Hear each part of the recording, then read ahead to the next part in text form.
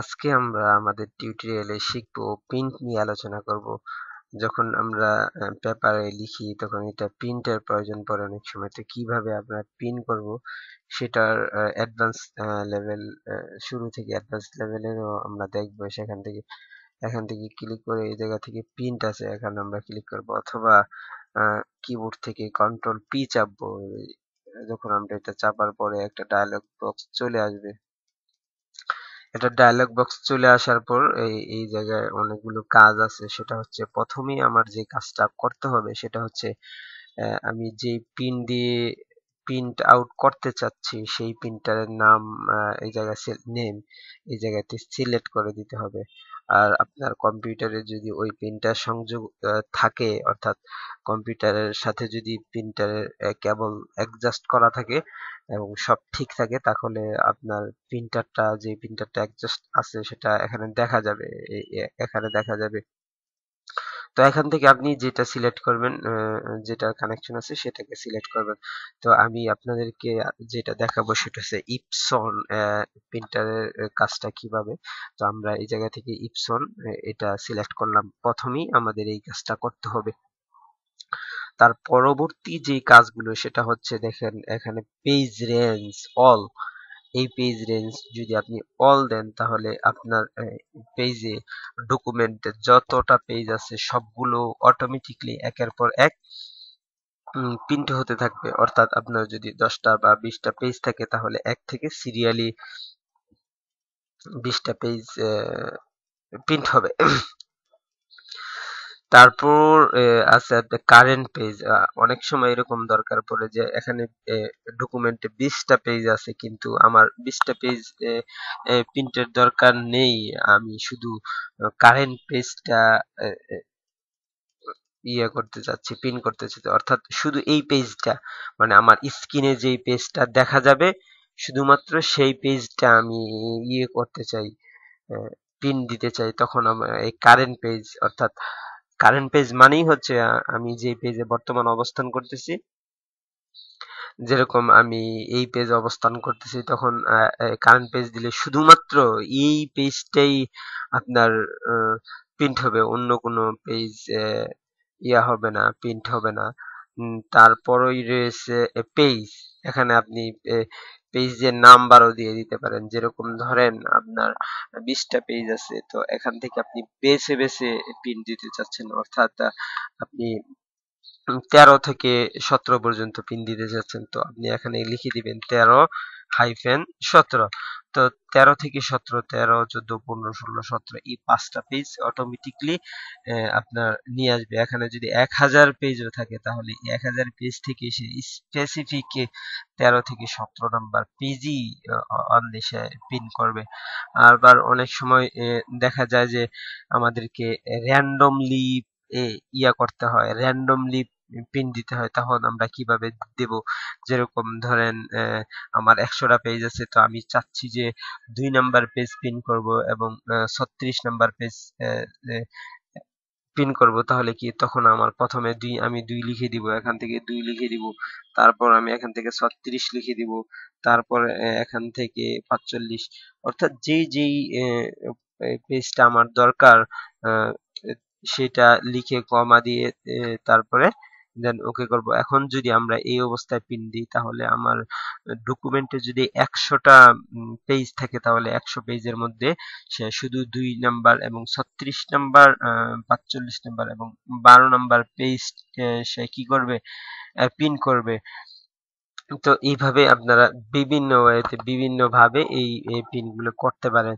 তারপর এই জায়গায় রয়েছে যে কপি, অর্থাৎ কয় কপি করে হবে। যদি 1 কপি করে হয় নরমালি 1 কপি, তো আপনি 1 কপিতে লিখে দিবেন, অথবা আপনি এই জায়গা থেকে সংখ্যা বাড়িয়ে দিতে পারেন 2 কপি, 3 কপি, অথবা লিখেও দিতে পারেন 10 কপি। তারপর এই জায়গাতে রয়েছে যেটা, সেটা হচ্ছে ডকুমেন্ট প্রিন্ট হোয়াট, এটা ডকুমেন্ট, ঠিক আছে। আচ্ছা, ডকুমেন্ট। আর এখানে পেজ আছে যে এক পেজ আপনি একসাথে পেপার পার্কশিট পার শিট আপনি কয়টা পিন দিতে চান, সেটা একটা দিতে পারেন আপনি, দুইটা দিতে পারেন, তিনটা, চারটা, পাঁচটা, 16টাও আছে।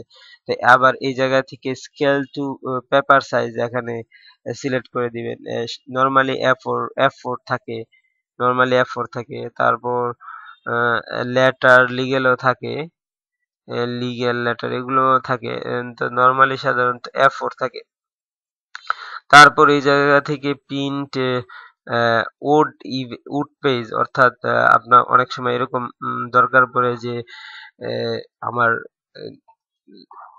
এক পেজের মধ্যে মানে এপিটিপিট পিন করার দরকার পড়ে, তখন কিভাবে করব? তখন এটা ম্যানুয়ালি ধীরে ধীরে করা যায়, কিন্তু এখান থেকে ভালোভাবে, অর্থাৎ সবগুলা ওড মানে 1 3, আমি প্রথমে সবগুলা ওড দিয়ে দিব, যেমন 1 3 5 7 এভাবে সবগুলা। অবশ্যই এখান থেকে ওয়াল সিলেক্ট করে দিতে হবে, ওয়াল সিলেক্ট করে উড দিয়ে আমি পিন দিয়ে দিব, সব বেজোড় সংখ্যাগুলো আমার প্রিন্ট হয়ে চলে আসবে। দেন আমরা এইগুলাকে আবার উম, পাল্টায় আবার প্রিন্টারে দিয়ে আবার ইভেন্ট দিয়ে দিব। তখন আবার ইভেন্ট দিলে তখন দেখা যাবে যে আমাদের পেজের এপি টু বিট দুটোটা খুব সুন্দর প্রিন্ট হয়ে চলে আসছে। তারপর আমরা প্রপার্টিজ নিয়ে আলোচনা করি। এখান থেকে প্রপার্টিজ, এটা হচ্ছে প্রপার্টিজ এর মধ্যে গেলে আমরা মেইনে পাবো। এটা শুধুমাত্র ইপসন এর ক্ষেত্রে এটা এই ইয়াটা প্রযোজ্য অনেকটা। তো এগুলা প্রায় সবগুলাতে সেম, এগুলা থাকেই। এখানে আপনি দেখেন যে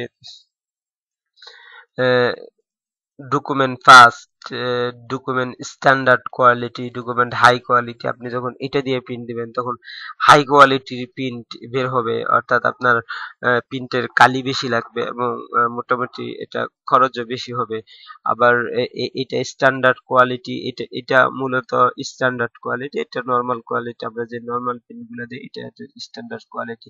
আর ডকুমেন্ট ফাস্ট এটা হচ্ছে আরেকটা ড্রাফট, এখানে ড্রাফ আকারে হবে, অর্থাৎ কালি একবারে হালকা আসবে, আহ, তেমন বেশি কালি আসবে না। তারপর এগুলো হচ্ছে রঙিন, এই তিনটা রঙিন, এবং নিচের যে আহ, দু- দুই তিনটা সেটা হচ্ছে আপনার গ্রে গ্রে স্কেল, বা এটাকে কি বলে, সাদা কালো বলে। তো এই জায়গা থেকে ডকুমেন্ট সাইজ, এই জায়গা থেকে এফ4 সিলেক্ট করে দিতে পারি। তারপরে ওরিয়েন্টেশন, পোর্টাল, ল্যান্ডস্কেপ, অনেক সময় ল্যান্ডস্কেপে প্রিন্ট দিতে হয়, তো এই জায়গা থেকে ল্যান্ডস্কেপে আমরা প্রিন্ট দিতে পারি। এই জায়গা থেকে পোর্টালে আমরা দিতে পারি। তারপর এই জায়গা থেকে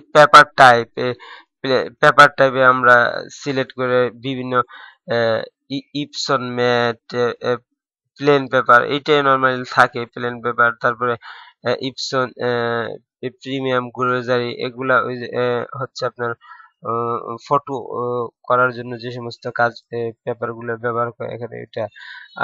আবার এই জায়গা থেকে স্ট্যান্ডার্ড কোয়ালিটি আছে, ড্রাফট কোয়ালিটি হাই, মোর সেটিং। তো এই জিনিসগুলা আপনি ইয়া করতে পারেন। এটা হচ্ছে কালার, এটা হচ্ছে গ্রে স্কেল, এটা এটা যখন দিবেন তখন এটা সাদা কালো হয়ে যাবে, আবার এটা কালার দিলে এটা এটা কালার প্রিন্ট আসবে। উম, তারপর এই জায়গা থেকে আপনি মাল্টি পেজে ব্যবহার করতে পারেন, মাল্টি পেজ আপ টু 2 3 4 এইভাবে আপনি ইয়া করতে পারেন, এই জায়গা থেকে জিনিসগুলো মেনটেন করতে পারেন। তো ভিডিওটি দেখার জন্য আপনাদেরকে ধন্যবাদ। আশা করি আমাদের লাইক কমেন্ট করবেন এবং সাবস্ক্রাইব করবেন। ইনশাল্লাহ সামনে আরো ভালো টিউটোরিয়াল দেওয়ার চেষ্টা করব।